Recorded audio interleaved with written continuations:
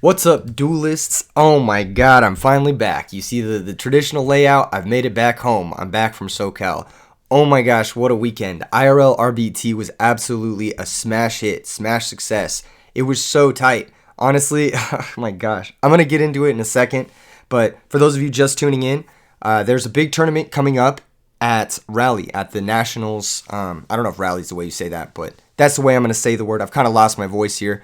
I was pretty hyped this whole weekend, so you know. But yeah, there's a big tournament coming up at Rally. So in this video, I'm gonna be going over my top picks to bring to that tournament and what deck I personally am actually gonna be testing for that tournament and bringing to that tournament.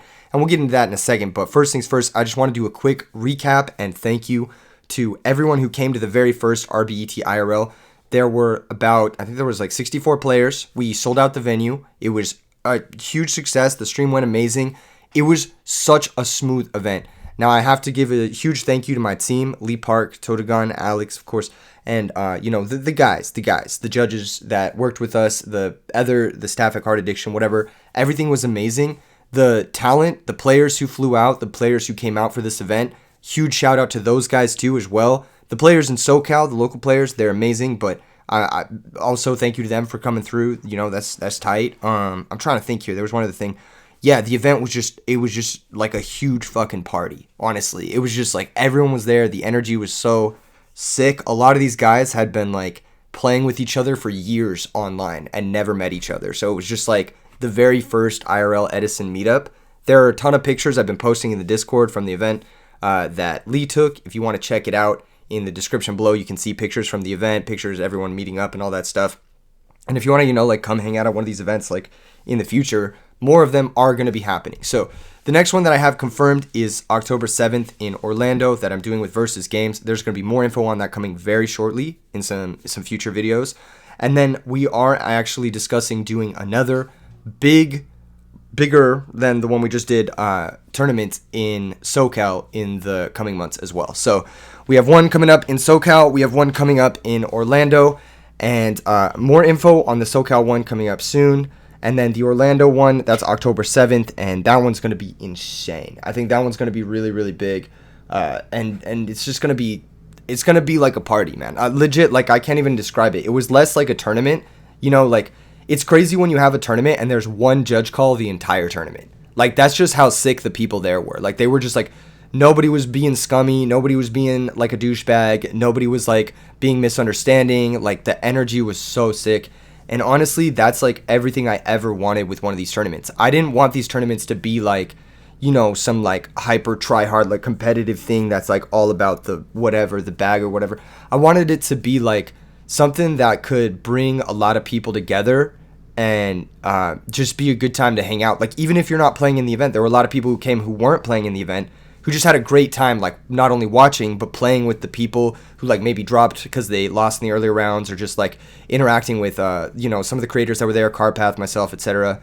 A lot of people who came to the event just like had a good time. And then afterwards, we all went out and partied and that was a lot of fun too. So like, that's the type of stuff that I want this to be like, like I feel like it's one of those things that, and this is maybe just me, but I feel like a lot of guys nowadays like are lonelier. I mean, like statistically speaking, yeah, like a lot of guys is lonelier, and like we just need like something to bring people together. And I feel like the RBET really brought a lot of people together this last weekend, and I'm very grateful. I'm very grateful for everyone who helped put it together. It was a dream, and I absolutely cannot wait to do more of these for you guys. So more info on that stuff coming soon. Let's go ahead and start talking about Nationals. Rally, of course. I am going to be playing in the Edison event. So the content moving forward from now until Rally is going to be incredibly competitive stuff. I'm going to be doing testing of the decks that I'm going to be bringing to Rally. I'm going to be talking about rulings. I'm going to be doing a rulings video, like top 10 rulings you need to know at Rally, etc. I'm going to be doing stuff like that. I'm going to be talking about like what to expect, how to face certain matchups. It's going to be very competitive content. Now, sometimes I try to do a balance. I really do like the competitive stuff myself, but I don't always do the most competitive content. Sometimes I have like fun decks. Sometimes I do like meme shit. Sometimes I like, play X Sabers, and that's definitely not competitive. But in the coming weeks, we're definitely going to get pretty serious with the content stuff. So I hope you guys are on board for that. If that's something you're excited for, let me know in the comments below. And if not, then I'm sorry, but we'll get back to stuff after Nats. It's just that I need to prepare for the tournament, and I figured I might as well turn it into content in the meantime, do 2 for 1, so that I'm not dedicating too much of my life to Yu-Gi-Oh! Even though I'm having a really good time with it. I'm riding the high from RBET. It's been fucking amazing. Now, if you want to catch up on the RBET action before we get into the decks that I'm thinking about, the top 8 deck lists are available on my channel here. And then if you go to the live tab, you can rewatch the full stream. It was just so much fun. I mean, I haven't rewatched the stream yet. I was planning on doing it. I didn't know if it would like translate as well, because like we didn't have one thing that we're definitely gonna have for future ones is we're gonna have a camera that shows the whole event hall. So like we can pan to the event hall to show like the energy of the room, because I feel like that's something that was like seriously missing from this event. There were a few things that were really missing. Like one thing that we're working on right now is like making it so that we can collect deck lists digitally, so that people don't have to write out deck lists at the beginning of the tournament. Just stuff to like smooth out the process, make it a lot easier. And then that way also we can pull up deck lists like live on stream for you guys during coverage, that kind of stuff, which is really cool. So we're working on some other stuff, and the next one's going to be even better. It's going to be even better. The coverage is going to be better. I'm going to have a better setup. We're going to have, like more people in the next ones. This one was, 64 players. It's a lot of people. Like if you've never ran a tournament, running a tournament of 64 players in real life and having it go smoothly, it's very impressive. The people that I worked with, they were very talented. So they're definitely people I want to work with more in the future for these future events to make sure they go smoothly. But the future events we're going to be doing they're going to be significantly bigger. The next one we're planning in SoCal, I think, is like it's somewhere in the ballpark of 250 people capacity. And then the next one in Orlando, October 7th, I think is even bigger than that. I think we have a capacity of about 400, maybe more than that. I'm not really sure the exact details on it quite yet. Those will be made available in the coming weeks. So I tangented here. I was talking about Nats, and then I went off the thing. Oh yeah, we're gonna have better production basically. And if you guys want to catch up on that, go check it out. So back to Nats. I've said this in my tier list videos. I know a lot of people are like fuck your tier list, man. That's just like your opinion, bro. But like honestly, I'm not gonna take a deck to a tournament that I don't think is really fucking good. So I've picked out 4 decks here that I'm gonna cycle through for y'all. These are the 4 decks I'm considering taking. As of right now, just in the dark, completely untested, these are my first 4 considerations. Now, after testing, I'm going to need to narrow it down to 1. I have basically a workout schedule, or like a Yu-Gi-Oh workout schedule. So, like, Nats is on, I think it's July 7th or something. I don't fucking know. When is it? Hold up. I'm going to pull it up on my calendar real quick. It is on July 8th. July 8th is Nats. So I have till July 8th, which is basically like, I don't fucking know. 1, 2, 3, 2, 3, 4. I'm counting the days. No, I don't fucking know how many days it is. It's like a month. It's like 5 days less than. It's like 25 days. So I have 25 days basically, and I want to get 100 matches with each of these decks. Which is basically like 400 matches total. I'm like writing it out so you guys can kind of get an idea of like what I think is necessary to be prepared for a tournament. On top of that, I'm going to be doing like gauntlets versus all of the other like most popular decks, because like the most popular decks in my opinion aren't necessarily the best decks. One of them is, but in my opinion the most popular decks are not the best decks, or the decks that I'm going to consider bringing to this. The most popular decks are just the most popular decks. You need to have the right sideboard cards for it. You know what I mean? So that's it. We're gonna do gauntlets versus that, and I'm gonna do like advanced sideboard guides for each, with accordance to what I think is gonna be the most popular deck. So the first deck I'm thinking about bringing is, of course, fairies. Now I've said that this is the only S tier deck in Edison format, and I stand by that. I still think it's like the only S tier deck in Edison format. The only other like 2 decks that are in contention for that are like Dragons and Blackwings in my opinion, and those are 2 of the other 4 decks. So, but yeah, I'm thinking about bringing this deck. I have a lot of experience with this deck, so let's go ahead and talk about this a little bit. So I'm gonna do a pros and cons list for each of these. So let's go ahead and get rid of this shit. You guys can take a screenshot if you want that. So pros, fairies. Okay, so pro 1, best deck. Lol. It's the fucking best deck. I mean, Christia is a noob killer. Like, people don't know how to play against this card.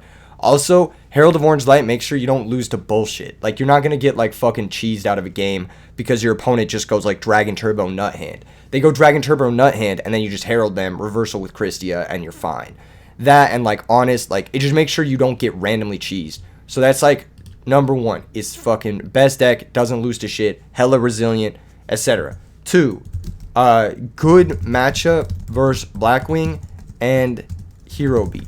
I think Hero Beat is a little bit worse than Blackwing, but you can do a pretty good job in that matchup with Fairies. I think Fairies does a pretty good job.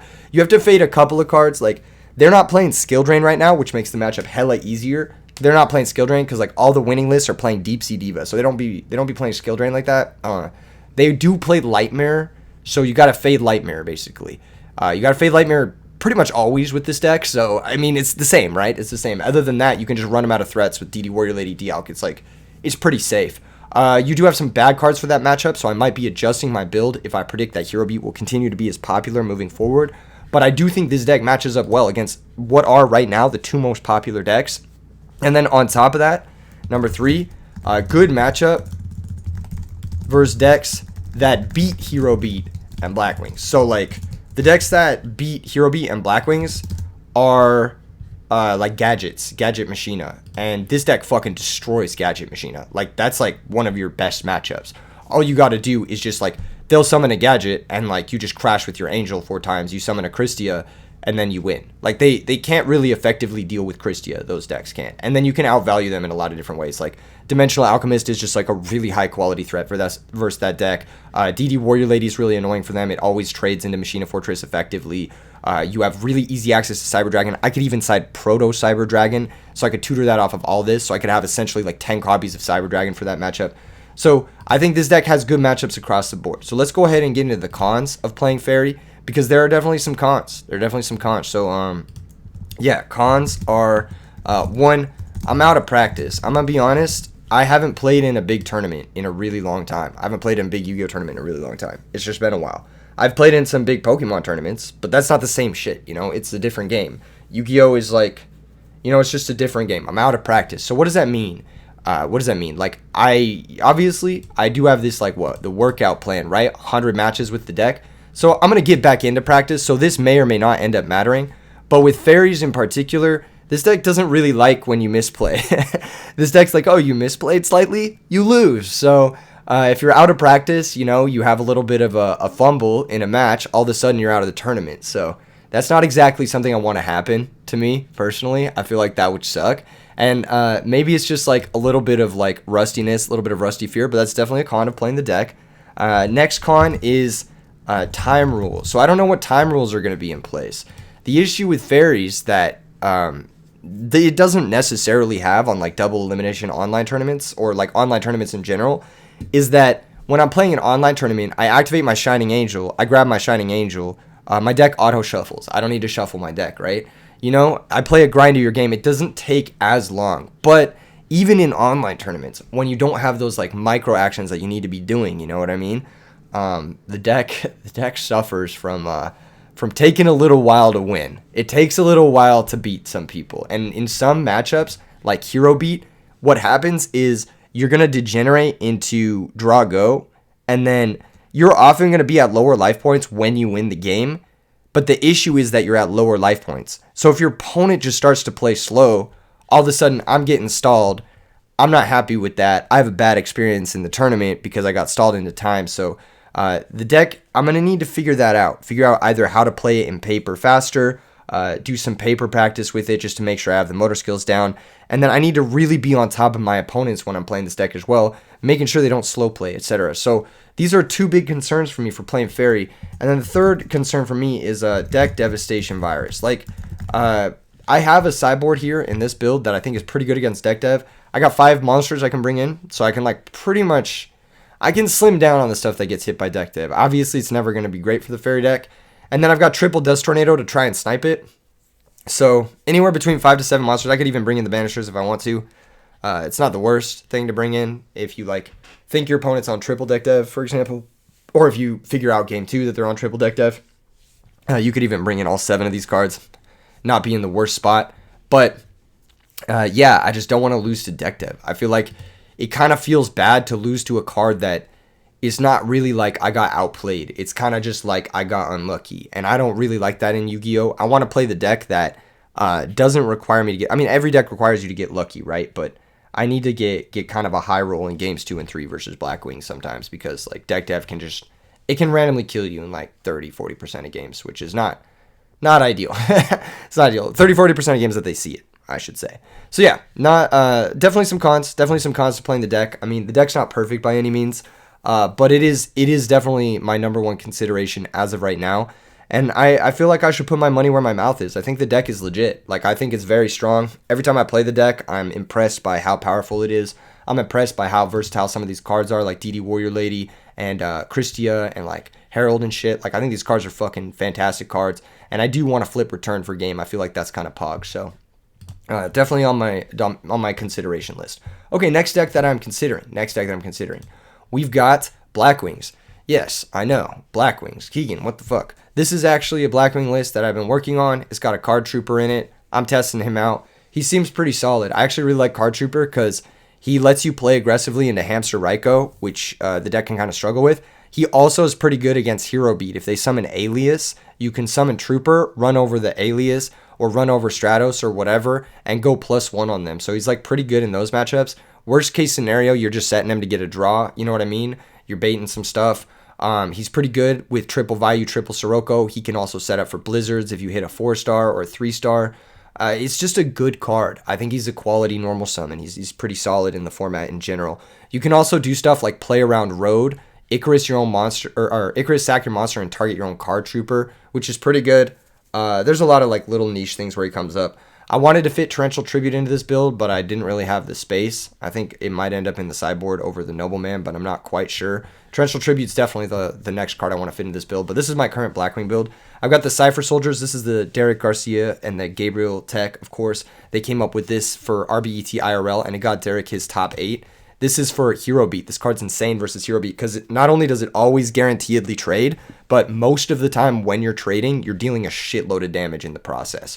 So this is just like one of the best cards. Plus, if you simplify the game state, like Icarus, whatever, let's say they top deck an Alias or even a Miracle Fusion, you have a comparable top deck Cypher Soldier that trades into their guy and deals a shitload of damage in the process. So he just increases your quality of life there. One DD Warrior Lady so that Rhoda can out-consecrated Cyber Dragons for machine matchups because I think they're going to be pretty popular.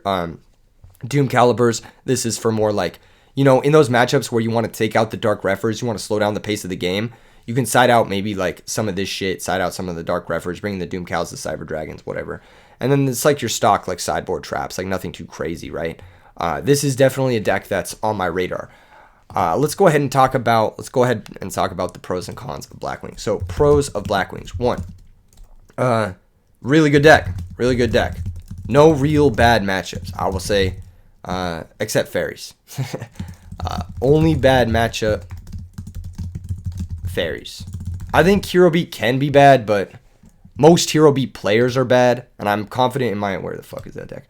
I'm confident in my ability to outplay. So pros are confident with the deck. It's good in time because it's very aggressive. You have Piercers, you have Bora, you have Armed Wing. You have a lot of ways to force through a little bit of damage in time, which is a big deal.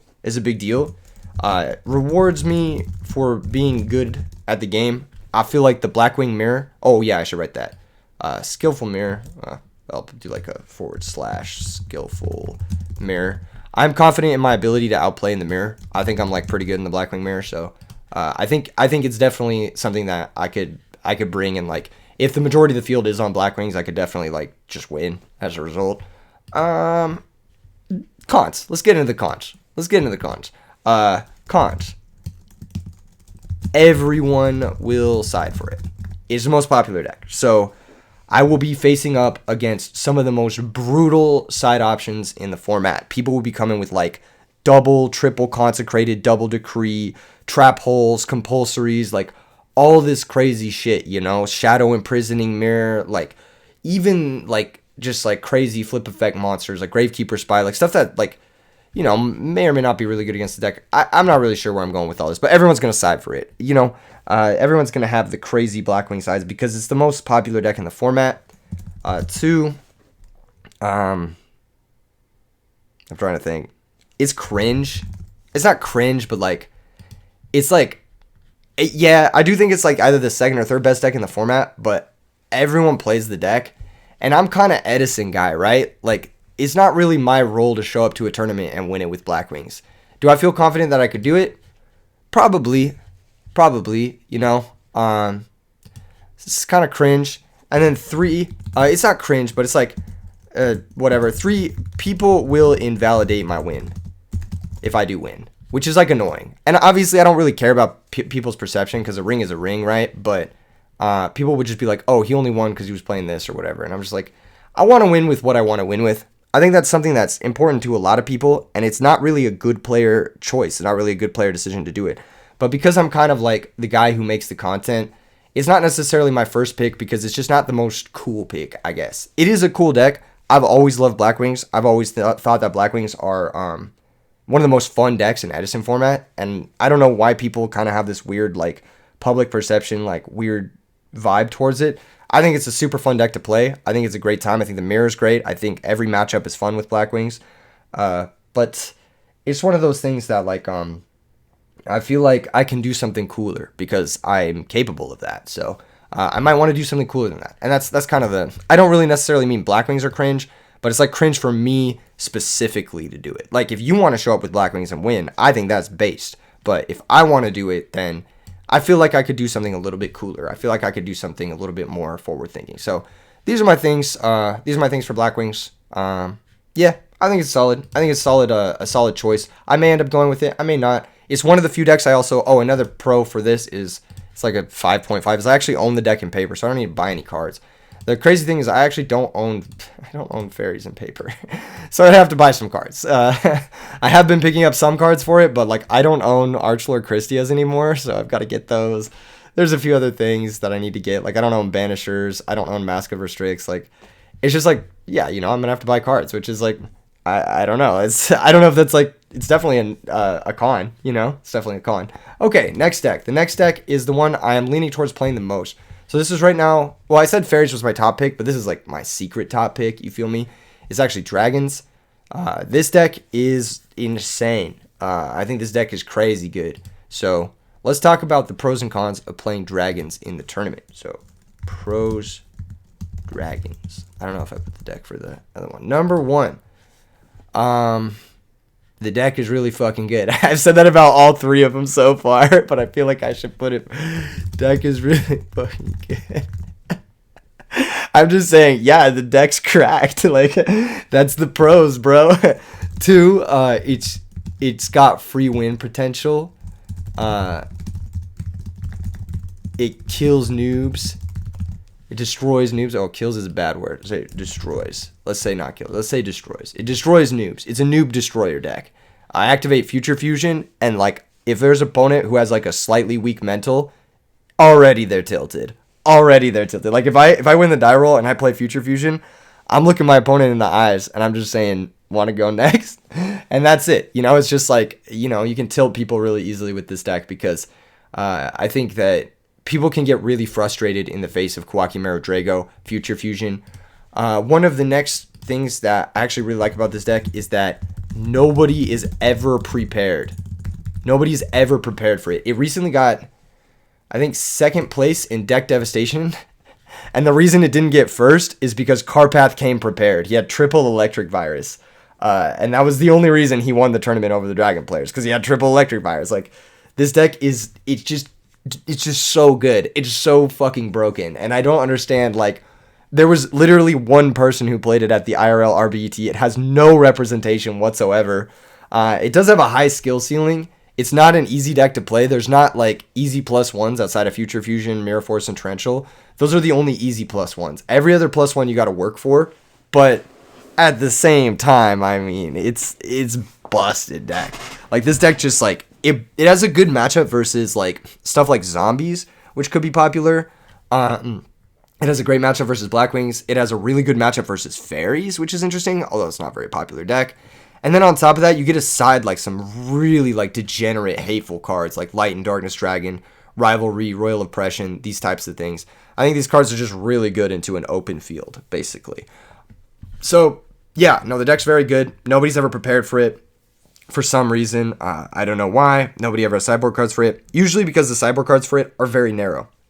Like, if my opponent's going to side Electric Virus, it's really only good versus this deck. It's not good versus, like, it's, like, okay versus gadgets, but, like, you're trading a card for a yellow gadget, which, like, at the end of the day, like, they're probably pretty happy with you discarding a card to take their yellow gadget. Like, I'd be happy with that, honestly, if I'm the gadget player. And then number 5 is I have a shitload of experience with this deck. Like, this is the deck I have the most tournament experience with. Obviously, the DD Warrior Lady thing is a recent addition. It's something that I added, I believe, last November to the deck. So that's something I'm still getting a little bit comfortable with. But I've been playing this deck. I've played since 2010. I've been playing this deck since 2010. And, like, all of my tournament success was in the era, or all my tournament success in the era was with this deck. So I've actually played this deck in multiple big tournaments before. I actually know what it's like to take this deck to a big tournament. I have topped regionals with this deck before. So it's a deck that I'm comfortable with. Yes, of course, it's a little bit different nowadays with the new technology and the new metagame, but I understand how to, like, change my game plan with this deck. I understand how to, like, mix it up, switch it up, do some different stuff, figure out what's working for me. The sideboard might not stay. I might be looking at more Light and Darkness Dragons. You'll see in a future video that I do with Roundup why we're talking about why Light and Darkness Dragon is, like, one of the best cards in the meta right now. So that's going to be the big one for me, and that's the reason why it's, like, my secret 5th pick, is just because it's all reliable. I mean, like, I haven't really done poorly with this deck in a tournament ever. Like, that's kind of crazy, like, to think about. Like, obviously, like, you know, I could do poorly in this one, and that has nothing to do with the past tournaments, but I've done really well with this in tournaments before, and so... yeah, I also don't think the deck has, like, any real bad matchups except for con number 1, bad Hero Beat matchup. I think this deck sucks into Hero Beat. Like, Hero Beat is really hard for this deck. I don't know why. It's just not a fun matchup. Like, Gemini Spark kills you. They have a lot of ways to just, like, really, really get their maximal advantage. Like, Drago is basically a vanilla. It doesn't do anything versus their strategy. It doesn't stop Absolute Zero. It doesn't really trade that effectively. They have Honest, which is a pain for this deck to deal with. They have, of course, Absolute Zero, Miracle Fusion, which is a pain for this deck to deal with. I think the matchup is just really bad. Hero Blast, Gemini Spark, it's pretty hard for you to interact with that because you don't side Crow. Yeah, I think that matchup's rough. That matchup's really rough. And this is the number 1 con. This is probably, you know, if I'm struggling versus Hero Beat, or if I don't have a good side plan figured out for it by the time the tournament rolls around, this might be a reason why I don't play this deck. So that's the biggest con. I actually think that that's the only con for this, is that it has a bad Hero Beat matchup. It's a big con. It's a big downside, but I think this deck is good in every other way that the other decks were. Like let's say, like, if we look back at the Black Wings one, right? It's like Black Wings says confident with the deck. I'm confident with Dragons. You know, it's good in time. Dragons is good in time. Dragons is an aggro deck. It rewards me for being good. Classic. Only bad matchup is Fairies. Only bad matchup is Hero Beat, which is bad. That's really bad because Hero Beat's very popular right now. No one's going to side for it. You know, it's not cringe. It's based. People won't invalidate my win. They'll be like, oh shit, he actually won with the deck that he said was good in his tier list, etc., etc. So yeah, no, I think this might end up being my pick if I can figure out the Hero Beat matchup. And that's just gonna be a challenge. That's just gonna be a really big challenge. And then the last deck I'm thinking about playing is Welly Dad. This is one of those decks that, like, just didn't really, like, it existed in, like, theory. Like, Teledad existed in theory in Edison format, but it was, like, missing that extra push. And then, yeah, of course, Control Alt Defeat came up with the telekinetic Powerwell tech, and, like, ever since I saw that deck, I'm just like, this deck is crazy. This deck is crazy good. I think it's just, like, super fast, super technically rewarding. Let's go ahead and do the pros and cons for Welly Dad, because I think this is one of those ones that, like, I haven't thought through. I haven't thought through before this video, but it is one of the decks that I'm thinking, like, okay, I could take this to a tournament, you know. Let's go ahead and center this, and yeah, where was I? Okay, 1. Deck is based. I think it would be really cool to win. Where the fuck is the list? There it is. I think it would be really cool to win with this deck. I feel like it'd be a fun deck to win with. It'd be like kind of a full circle moment for, like, all the newer Edison players. It'd be like kind of a validation of everything everyone's kind of worked on in the last 2 years, you know? A lot of people who are working on this deck, they think it's like really solid. So yeah, I think the deck has like really fast kill potential.